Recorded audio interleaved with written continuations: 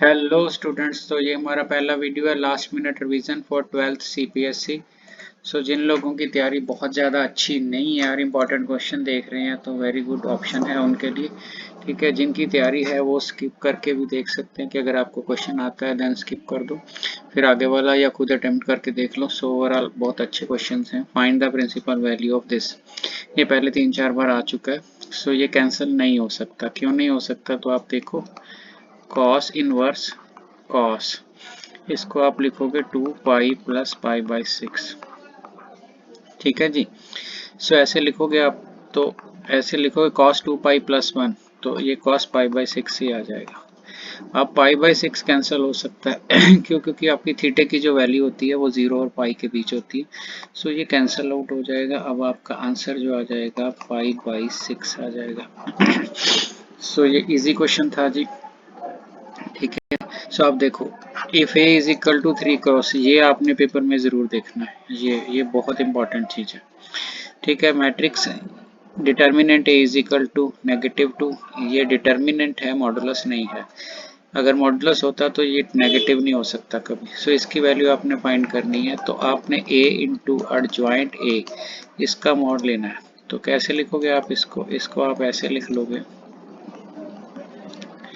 तो आपने ऐसा लिख लिया। अब ऐसे लिख लिया तो इसको तो ऐसे ही रहने दो। इसकी वैल्यू आपको पता है क्या होती है जी। इसकी वैल्यू a इसकी power n-1। Base same power add हो गई तो ये n बन गया। अब a का डिटर्मिनेंट ये 2 है।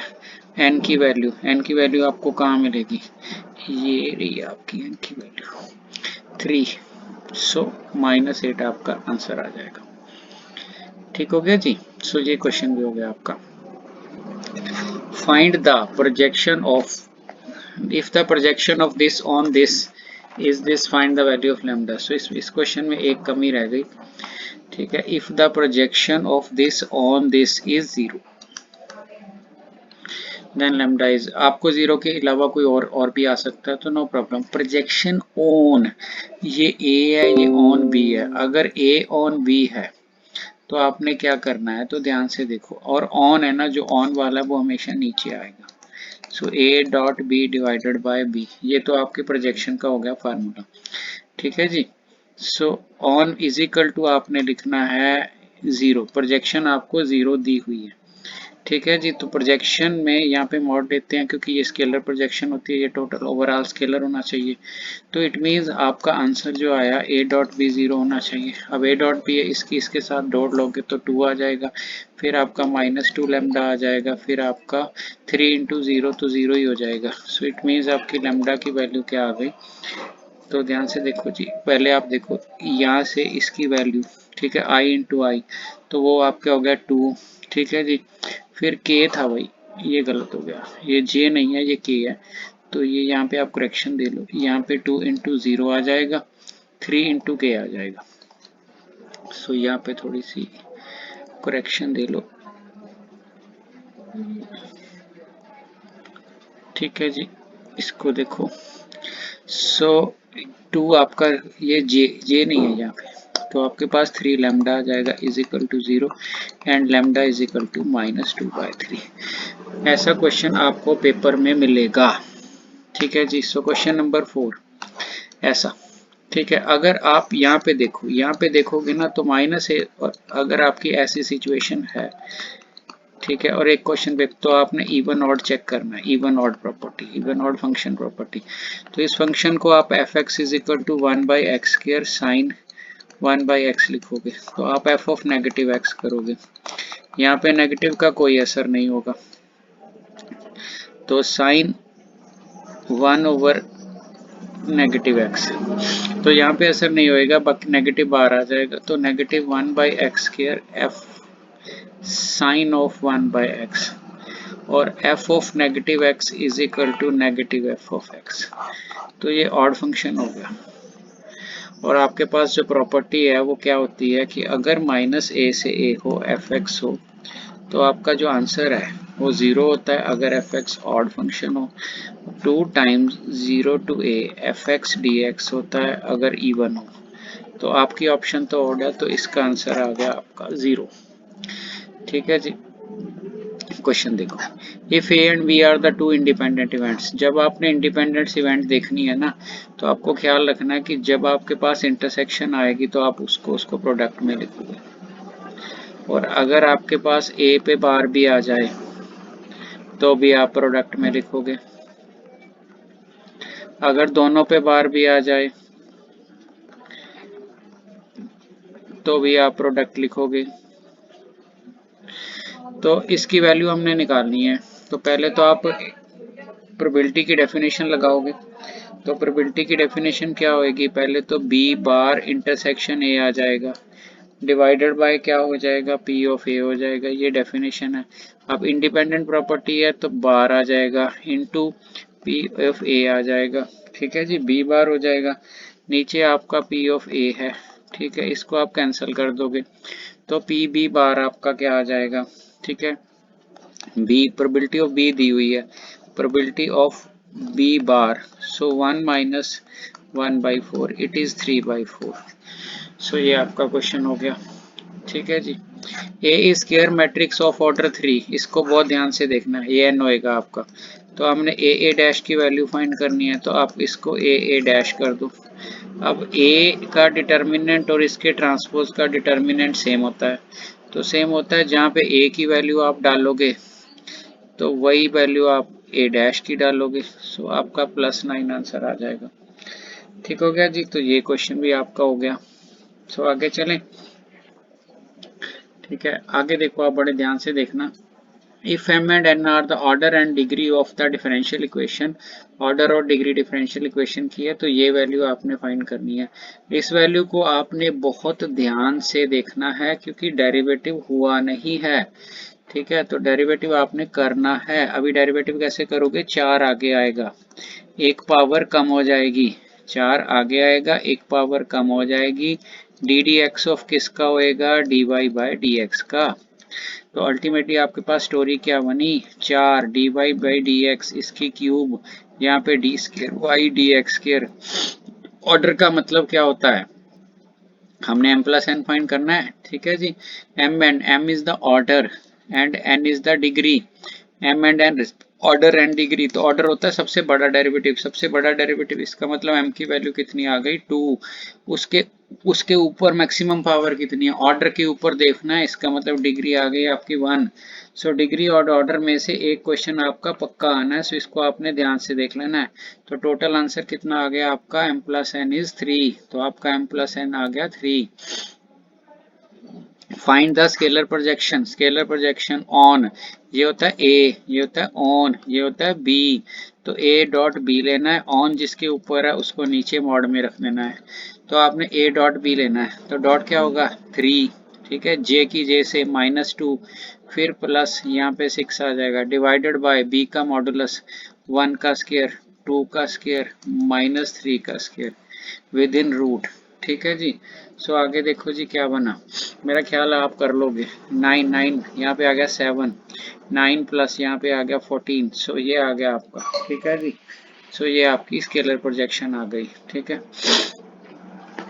इतने यूनिट लिख लो, ठीक है। Find the value of X such that vectors are perpendicular to each other, so आपने वैल्यू ऑफ एक्स करनी है, वेक्टर्स आर परपेंडिकुलर, अगर वेक्टर्स परपेंडिकुलर हो तो क्या कंडीशन होती है, तो कंडीशन होती है A dot B is equal to 0, ठीक है जी। तो A dot B is equal to 0 it means I plus 3j plus K, इसकी डॉट किसके साथ होगी, X I minus J minus K is equal to 0, so I की dot I means x बच गया, जे की जे मीन्स 3 आ गया, के का के साथ मीन 0 आ गया, x इज इक्वल टू 4। आपको क्वेश्चन या स्केलर प्रोजेक्शन पे या परपेंडिकुलर वेक्टर्स पे क्वेश्चन आना ही आना है। सो आगे देखो जी, find the value of k for which this function is continuous, वैसे तो आपको ट्रेडिशनली करना आना चाहिए, अगर आपको ट्रेडिशनली नहीं आता तो एलिमेंट का क्वेश्चन 1 मार्क क्वेश्चन आप एल हॉस्पिटल रूल से भी कर सकते हो। कैसे करोगे आप, ठीक है जी। सो 1 माइनस कॉस 4x, ठीक है, इसका फार्मूला क्या होता है, 2 sine square 2x divided by 8x square, क्योंकि फंक्शन कॉन्टिन्यूस है तो it means limit x approaches to 0 positive is same as negative is equal to f of 0 and f of 0 is your k। तो अब आपने क्या करना है, आपने यहाँ पे देखना है, ये तो कैंसिल हो गया 4, इस चीज का स्क्वायर नीचे चाहिए, 2x का स्क्वायर 4x स्क्वायर है, तो बिल्कुल काम बन गया आपका। आपने साइन 2x लिखा, नीचे आपने 2x लिखा, ऊपर आपने होल स्क्वायर लिखा, limit x approaches to 0 positively equal to k। So ये वैल्यू आपकी 1 बन गई जी, तो k की वैल्यू आपकी 1 आ जाएगी। सो ये आराम से आपका क्वेश्चन हो जाएगा, जो k की वैल्यू 1। ठीक है जी। सो एक और चीज़ है, अगर आपके पास आपको नहीं आता हो या कोई ऐसी ऑप्शन आ जाए कि आपको लिमिट की प्रॉपर्टीज पता ना हो, ठीक है, उस केस में आपने क्या करना है, ठीक है, उस केस में आपने क्या करना है, मैं अभी देखता हूँ, यहाँ पे कलर चेंज कर देते हैं। आप ना एल हॉस्पिटल रूल अप्लाई कर सकते हो।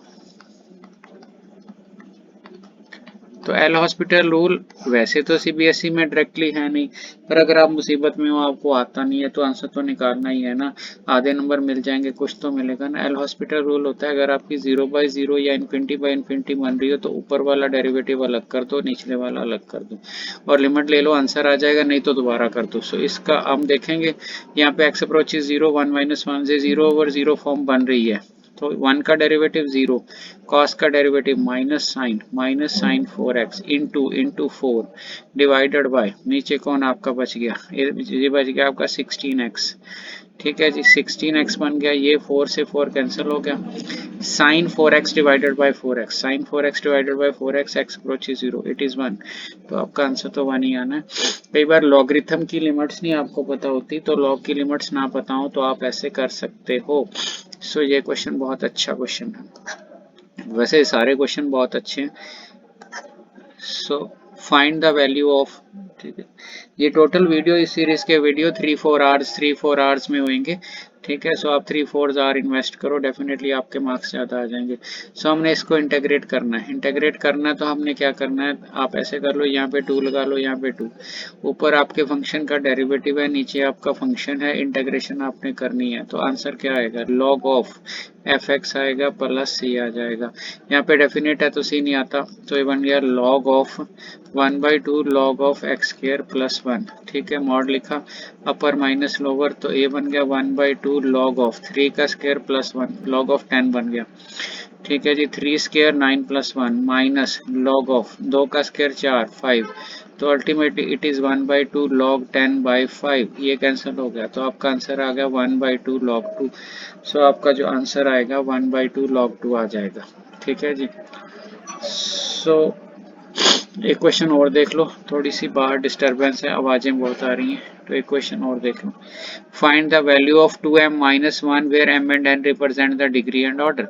तो यहाँ से आपने डिग्री, m आपका क्या है, m आपका डिग्री है, ठीक है, n क्या है आपका ऑर्डर। तो पहले आप ऑर्डर देखो, ये मैक्सिमम ऑर्डर है, तो ऑर्डर कितना आ गया आपका 2, इसकी पावर टोटल कितनी है 1, तो डिग्री आपकी कितनी आ गई 1, आपने वैल्यू किसकी निकालनी थी 2m, 2 × 1 - 2, सो आंसर इज 0, आपका आंसर जो है ना 0 आ गया। इसको आपने कैलकुलेट करना है, और आप देखो कि इसको कैलकुलेट कैसे करोगे। ठीक है, इसको कैलकुलेट करने के लिए आपको क्या करना है, ठीक है जी, लॉग है ना, इसको आप ऐसे कर लो, आप लॉन्ग डिवीजन भी यूज़ कर सकते हो, वैसे ये बेटर टेक्निक है, अगर आपको ये आ जाए तो आप इसको सेपरेट कर लोगे, तो एक्स स्क्वायर प्लस 1 आ जाएगा, तो आपका डी एक्स आ जाएगा, एक्स हो जाएगा। ठीक है, माइनस यहाँ पे इसकी टेंजेंट इनवर्स एक्स आ जाएगी प्लस सी, कंपैरिजन करोगे तो एक्स भी आ गया, ये सी भी आ गया, तो एफ एक्स, हमने फाइंड एफ एक्स बोला था, एफ एक्स की वैल्यू आ गई tangent inverse X with a negative sign.